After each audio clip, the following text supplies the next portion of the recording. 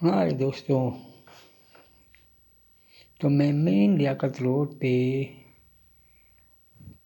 Fish fries नजम भाई के पास आया हूँ। मुझे लेने से फ़िश कबाब, और ये देखिए कढ़ाई में डाल रहा है फ्राई करने के लिए। माशाल्लाह, वाह वाह। इसके पास आएंगे आप, एक से एक चीज़ मिलेगी आपको। नजम भाई द बेस्ट। इसके कबाब हो, फिश हो, फ्राई, रोल जो मेरे फेवरेट है, मेरे दोस्तों के भी।